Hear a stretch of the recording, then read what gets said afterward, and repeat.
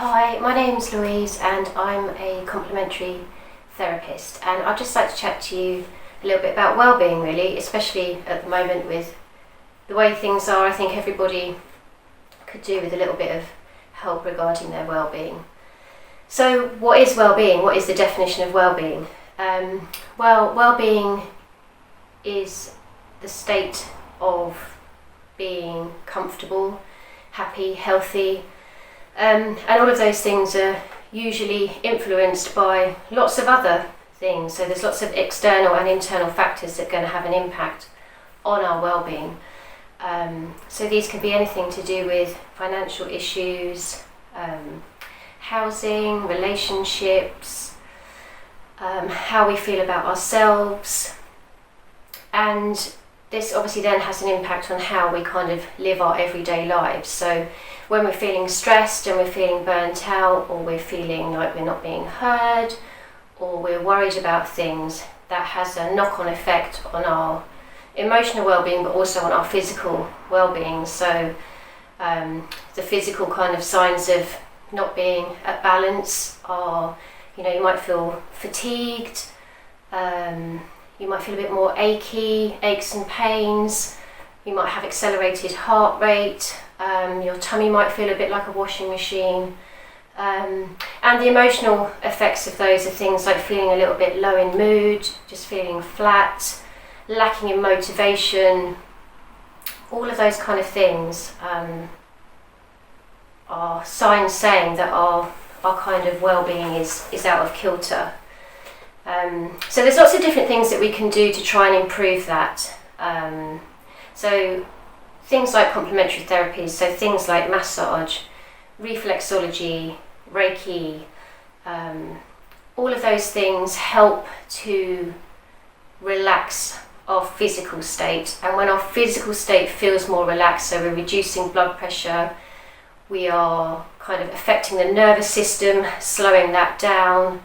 That then has an effect on our mental or emotional well-being. So for that time that you're having that therapy, hopefully once your nervous system starts to slow down, then your brain generally finds a little bit of headspace to just feel in a better state than prior to the treatment. There's obviously things that affect our well-being that are out of our control. So also it's about acceptance. It's about accepting the things that are out of our control, and if possible, just trying to allow them to let go. And then taking control of the things that we are able to. So for example, things like exercise, meditation, yoga, seeing people, or even at the moment, I know that's not as easy right now, but even just having contact with people, whether that be through phone, text, WhatsApp, FaceTime, Zoom. I know a lot of people are zoomed out as well, and I've got a bit of Zoom fatigue, but it is about just trying to keep in contact with people.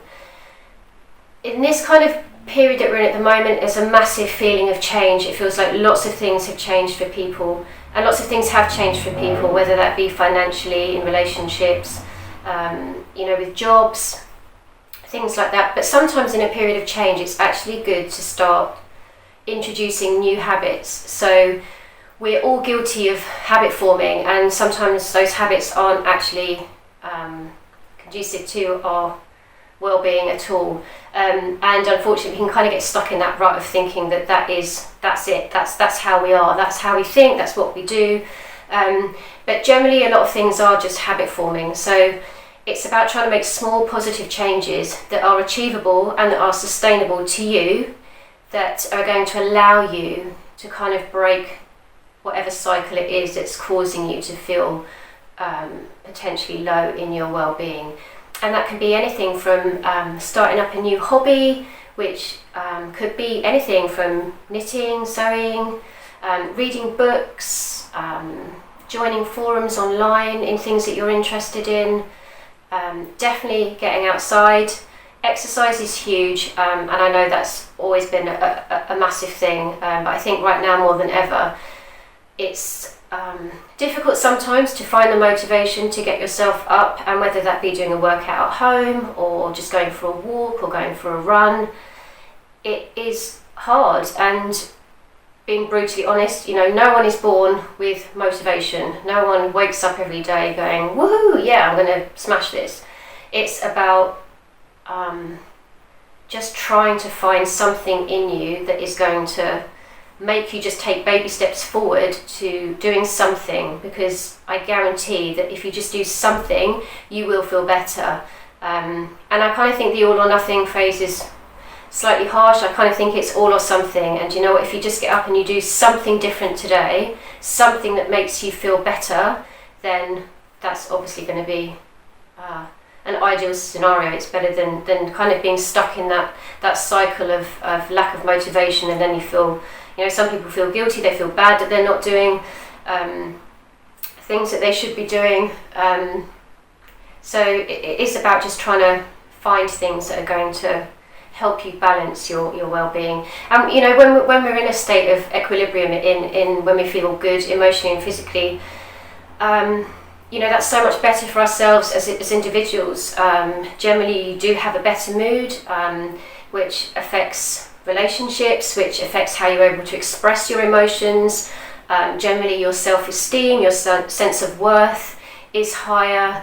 And you know, right now I think it's really difficult for people that are maybe on furlough, or you know, as well as some people that are working and trying to juggle homeschooling, or people that are just struggling with work. It's you know, I think if you're furloughed and your kind of your usual routine has gone out of the window, that can be really difficult, because we all need that sense of purpose to get us out of bed in the morning. So when that sense of purpose has gone, it can be really difficult to motivate yourself to kind of get up and do anything, because it feels like, what's the point?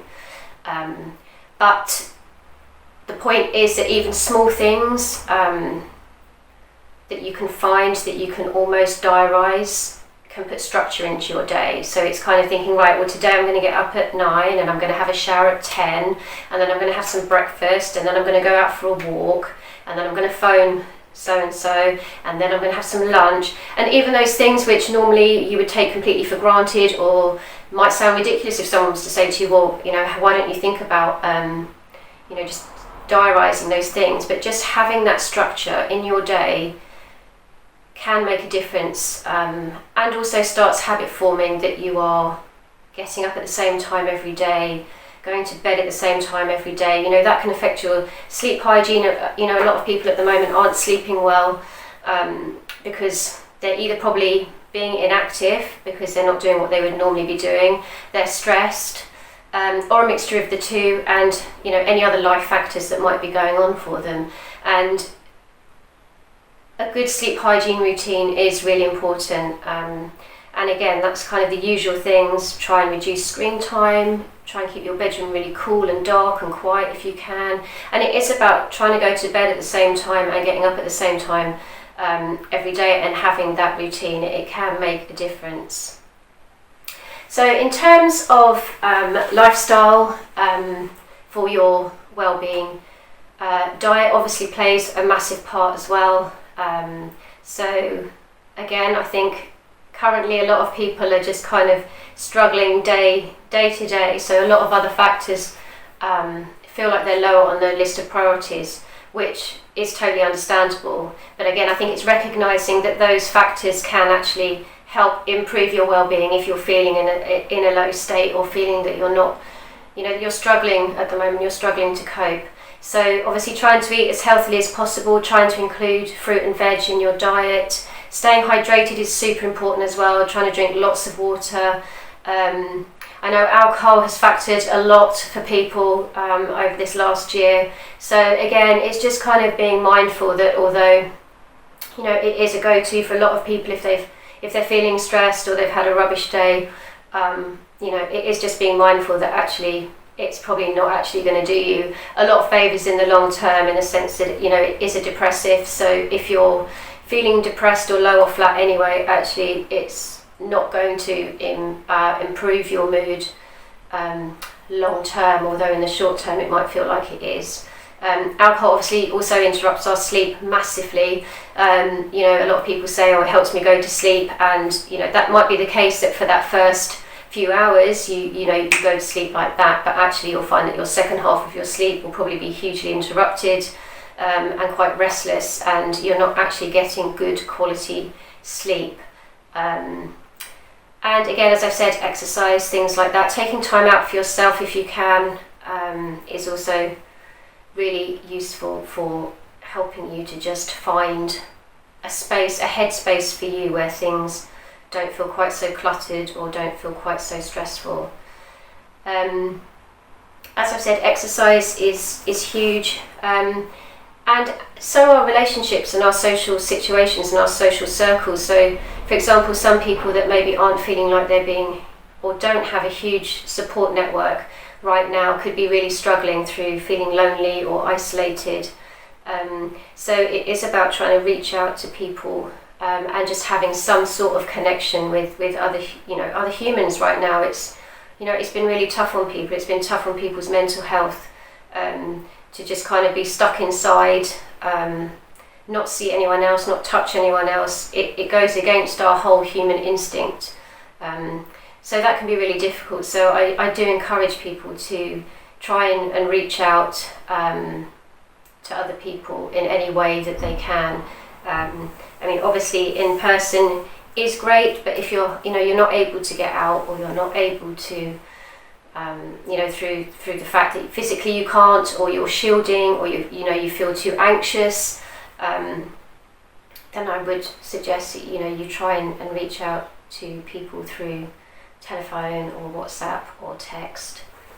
So of course it's really important to realise that we all feel low, out of sorts, a bit meh sometimes. So that's perfectly normal, and we can generally get ourselves out of that mindset. It's when you feel that you can't that I think you need to start addressing the things that potentially you could do to just help improve your all-round well-being. So I hope that's been useful for you. My name's Louise. I'm the owner of Equilibrium Holistics. I'm a complementary therapist based in Oxted. And yeah, I hope that's given you some tips on how you can help improve your well-being now and for any time in the future. So thanks for listening. Take care of yourselves and stay safe. Bye.